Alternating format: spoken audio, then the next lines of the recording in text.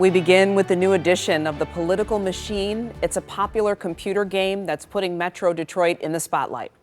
Thank you for staying with us. I'm Glenda Lewis. The game was released by a company called Stardock, based in Plymouth. As Trump and Biden hit the campaign trail, people who invest in the political machine are getting the chance to play as a real-life presidential candidate. Creators tell us the game has even done well using its artificial intelligence to predict who will win the presidential race. Tonight, 7 News Detroit reporter Sarah Michaels throwing her virtual hat into the ring and showing us the real-life similarities. Before we even get to candidate, we're actually going to choose what type of election we want to run in. Let's go presidential. William Erdman is the lead designer of this computer game, The Political Machine.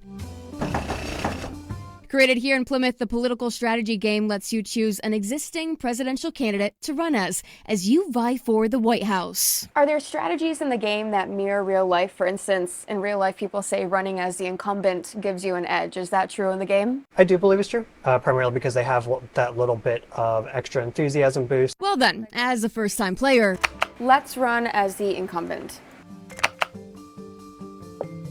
Erdman designed the game so you can play solo, multiplayer, or even AI versus AI. There's different difficulty levels, and each candidate has characteristics listed here that Erdman says are based off real life. Joe Biden's stamina is on the lower side. That is kind of one of those things that's a little more humorous. You know, being called Sleepy Joe Biden by some of his opponents. At the same time, Biden's charisma is listed as medium, his media bias is listed as liked, and his experience is listed as expert. As far as his opponent, former President Donald Trump, his charisma is on the higher end. He has a little more stamina, but his media bias and experience is still down there. Because he did serve as president, which is some experience, but you know, it's not quite compared to a lifetime in politics. Now that we're playing, you can see that the country is laid out like a game board with each state as its own region. It's up to you to try to win over the states in a strategic way with different tools like giving targeted speeches, making ads, and hiring someone named Katie Glitter. So is Katie Glitter a generic influencer?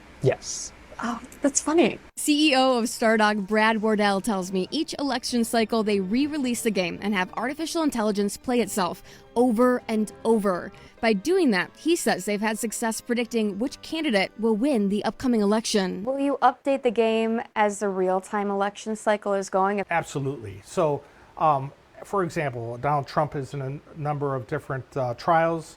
How those come out will significantly affect what issues people are paying attention to. Something new this election cycle. Their research shows that mail-in voting has affected voter enthusiasm, so candidates will have to overcome that. The game will continue to update, but Wardell tells me every election cycle, one aspect remains the same. It seems that when push comes to ballot, candidates will seemingly do whatever it takes to beat the political machine. But there's like a lot of controversial issues that people hold dearly in their personal lives. People will flip-flop in order to win a video game. And so it's not surprising when the stakes are really high that candidates will frequently alter their positions in order to win. If you would like to take a run at the presidency yourself, you can find The Political Machine on Steam or the Stardock website. In Plymouth, Sarah Michaels, 7 News Detroit. Feeling very real there, Sarah. Thank you.